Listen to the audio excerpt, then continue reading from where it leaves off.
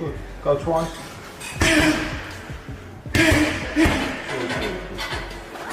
Last one now. 1, 2. 1, 2 up, body head, making this. 1, 2, 1, 2 up, body head, making this.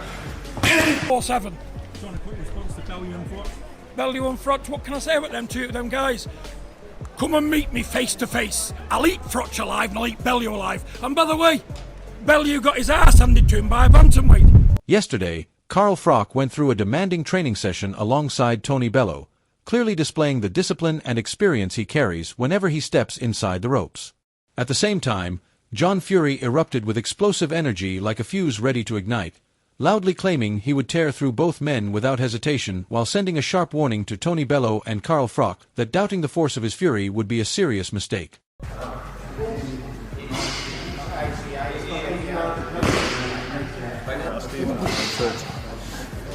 Do you still hit the bag in there? I've got one in my gym at home, and I hit it for half an hour sometimes. Just get sweating out. Better than running, I can't stand running. So I just hit the bag just like. Carl Froch answered without hesitation, addressing John Fury with sharp accuracy and complete self-assurance. He cautioned Fury to keep his distance, making it clear that a single well-timed jab would be all it takes to drop him. Froch's calm concentration and measured intensity highlight exactly why opponents respect his presence whenever he steps inside the ring. Do you think he's not been punished or been held accountable for his ludicrous, ridiculous, thuggish actions? Because it's not good enough. We don't want to see that around professional boxing. We don't want that around our beautiful sport. But anyway, Big John Fury, you won't be headbutting Tony Bellew. He would end you with one little jab hook, it'd be game over. And the same with me, you won't be headbutting me. Don't come anywhere near me, nowhere in the vicinity within my jab, or you will be getting ironed out. You'll be unconscious. You'll be snoring before you hit the floor. Big John Fury, the bare knuckle champion, the fighting man. You'll be asleep before you hit the floor. So don't talk. Carl Froch remained calm as he issued a firm message toward John Fury, making it clear that crossing the line would bring serious consequences. He emphasized that any reckless move would not go unanswered. Froch's discipline and steady focus prove he is completely ready and untouched by Fury's theatrics. Holding his ground with confidence, he stands out as the true professional in this tense situation. Talk rubbish. Let's just move on from it. Stay in your box that you've been put in. You've piped down, you're quieting down. That's good. They've obviously had a word with you. Keep your mouth shut. Stay out of trouble, because if you don't, there's going to be serious ramifications. So stay piped down, stay in your box, keep your mouth shut, and we don't want to see any more of you. At the press conference, at the weigh-in, they didn't want to see you on fight night. You'll sure be jumping around like a jack in the box, but stay in your box you've been put in, and stay out of my way, because I can assure you it will not end well. John Fury attempted to brush off the rising tension with his trademark swagger, behaving as though nothing could touch him. Yet it's obvious the focused preparation Carl Froch put in with Tony Bellew has gotten under his skin. By trying to appear larger than the moment, Fury only reveals how Froch's discipline and ability are already starting to shake his confidence. To the lads, I wish it was last weekend, but the weekend just gone. Well, we've got 5 days to wait now, so I'm expecting that if it's not a career best performance. John Fury shows off decades of time spent in the gym, speaking with the confidence of someone who believes no one in the room can challenge him. Each statement is meant to stir emotions, draw focus, and assert control over the moment. Meanwhile, Carl Froch remains calm and steady, allowing Fury to raise the temperature while he patiently readies himself to use that same arrogance against him once they step into the ring. You know what I'm saying? I've been around the gyms all my life. I've come off 200 years of knowledge in my head. These people can't compete with John Fury, and you'll see it on the 20. Carl Froch stays calm and delivers his words with firm authority, cutting straight through John Fury's bold talk and revealing it as nothing more than hollow threats. Music, highlighting the clear gap between a seasoned professional and someone who only shouts to be heard. Froch keeps his response measured and controlled, yet each line he speaks makes Fury's noisy bravado seem fragile and easy to read, reminding everyone watching why real experience always outshines pure theatrics. I'm not going to big myself up too much. So he's never stepped into the ring, which is what I'm trying to get at, with a real professional boxer. Ever. And recently he's been running his mouth saying, if you got me in a ring, a boxing ring, UFC ring, the only ring I'd be getting in is a boxing ring. But he said he'd choke me out. So maybe when he sees me he's talking about choking me out. But let's just be clear about this. He won't be choking out anybody.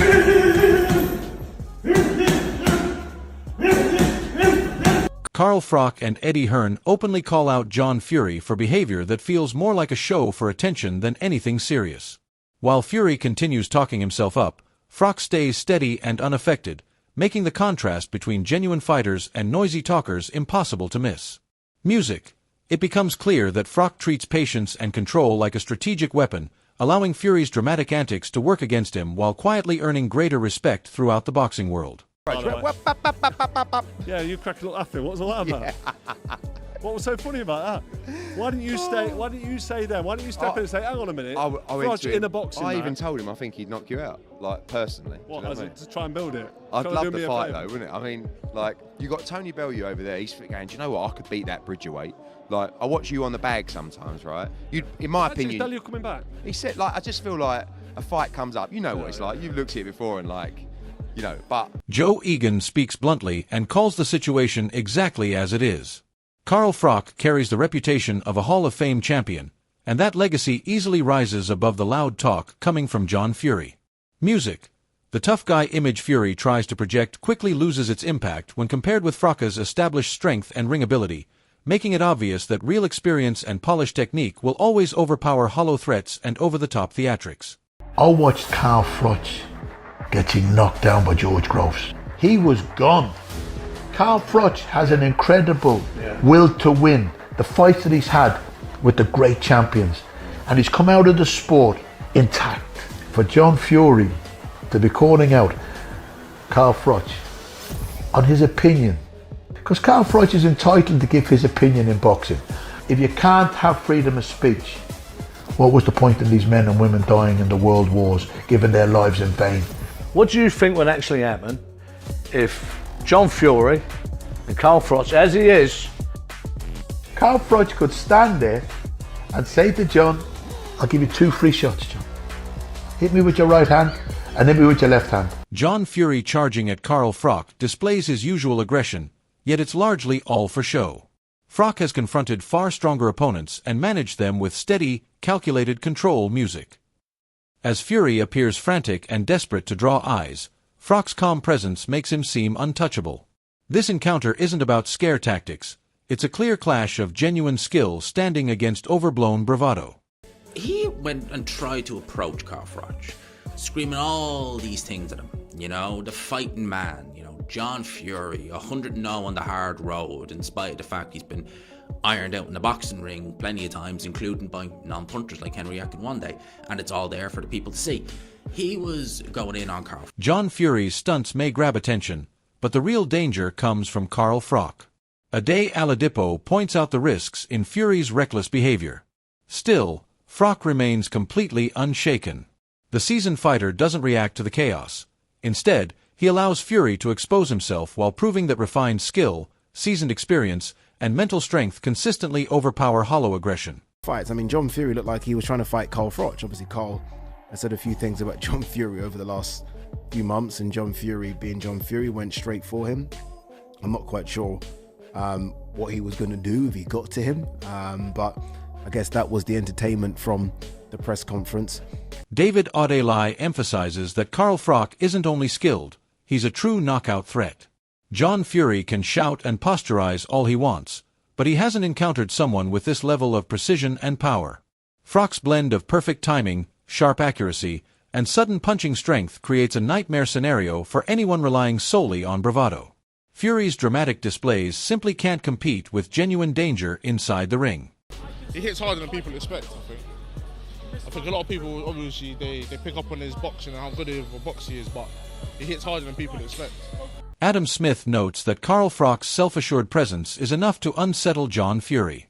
Froch doesn't have to raise his voice or create drama. His record and reputation carry the weight. While Fury flails for attention, Froch maintains his focus on what truly matters, the fight.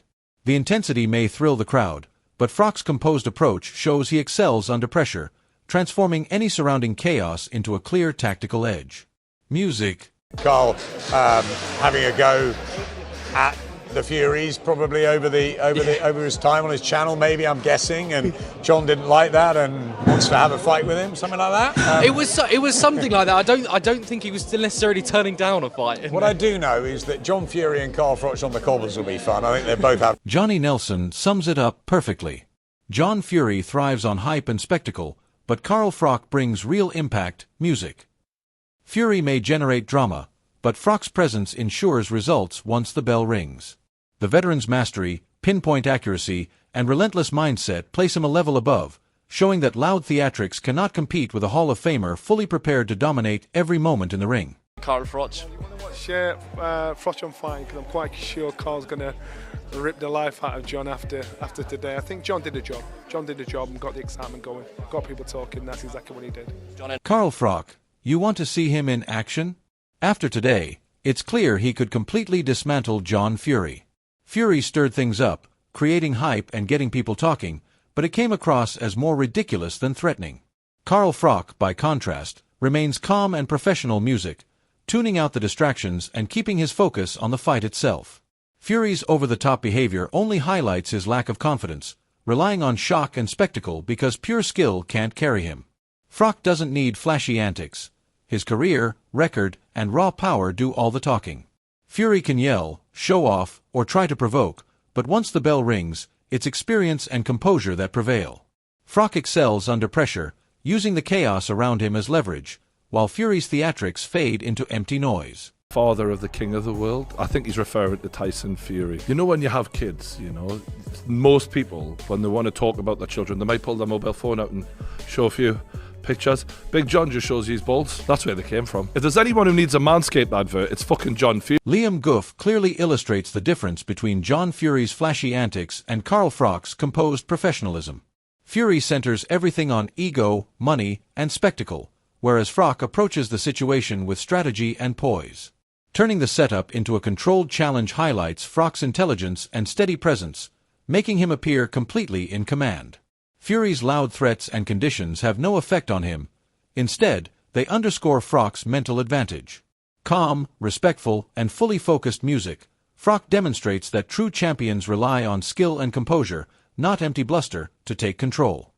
John Fury was doing that and goading Carl Froch. And I know John Fury doesn't like Carl Froch. Carl Froch mentions him, although I haven't really watched much of Carl Froch's videos lately. But Carl Froch, I know, has mentioned John Fury in the past. He's had a go with John Fury. They actually talked about having an actual, was it an exhibition or a boxing type match? And John Fury, any man, any time, was saying words to the effect of, "Oh, I'll fight you, Carl Froch, but the money has to be right." And Carl Froch basically said, "All right, well, if we arrange payment, it can..." Eddie Hearn points out that although John Fury is imposing and unpredictable, Carl Froch's expertise and ring experience consistently give him the upper hand. Froch doesn't rely on reckless swings or sheer strength. He observes, music, adjusts, and exploits errors with exacting precision. Fury may impress casual fans with his size and aggression, but Froch excels under pressure, turning disorder into opportunity. The mental advantage is evident. Froch remains calm, focused, and strategic, while Fury reacts on impulse. Music. Whether on the streets or in the squared circle, Froch's poise and knowledge provide a clear edge, proving he is the consummate professional and that Fury's loud bluster can never compete with decades of mastery. I would never back against Carl Froch on the cobbles. Ever. But John Fury's a big old lump. There'll be some illegal moves in there. Do you know what I mean? But if they ever get close, Carl will be swinging. Do you know what I mean? Gareth A. Davies emphasizes the contrast between raw emotion and true professionalism. John Fury feeds off hype, theatrics, and high emotion, often letting it distract him, while Carl Froch channels confidence and courage with measured precision, always prepared for genuine challenges. Fury's energy is chaotic and unpredictable, yet Froch stays mentally sharp, reading situations, adjusting to threats, and maintaining composure. His tactical approach demonstrates authentic ring intelligence. Froch doesn't rely on shouting or showy intimidation. His record, experience, and presence convey authority on their own. He navigates pressure and public attention with calm control, proving that skill, composure, and strategy consistently outperform empty bluster, no matter how loud or dramatic Fury tries to be. What John does, he's very, very, very passionate around his sons when they're fighting, and it gets something out of him. I spoke to him, right, literally face to face, and I said, well, you know, what is upset? He said, I don't want people calling me out because I'll take any man on. Yeah. You know the comments. Yeah. My guy. John's passion for his son's fights runs deep, and it clearly stirs something inside him. I spoke with him directly, and he admitted he doesn't like being challenged. He insists he'll take on anyone. The build-up to this clash has been pure spectacle, with John Fury shouting, threatening, and trying to dominate the narrative. Yet all of that only sets the stage for Carl Froch to excel. Froch has stayed composed, strategic, and focused, training intensely with Tony Bellew and proving that experience and technique always outweigh empty noise. If Fury somehow pulls off a win, it would be a rare case of sheer size and chaos overpowering decades of professional ring intelligence. Even then, the hype underscores Froch's mental advantage. Should Carl Froch stun the world music, it will be a showcase of perfect timing, disciplined control, and ruthless accuracy, cementing why he's a true master in the sport. Mentally, he's leagues ahead, calm and unshaken while Fury's antics reveal insecurity. Fans may crave chaos, but Froch delivers precise, calculated destruction music.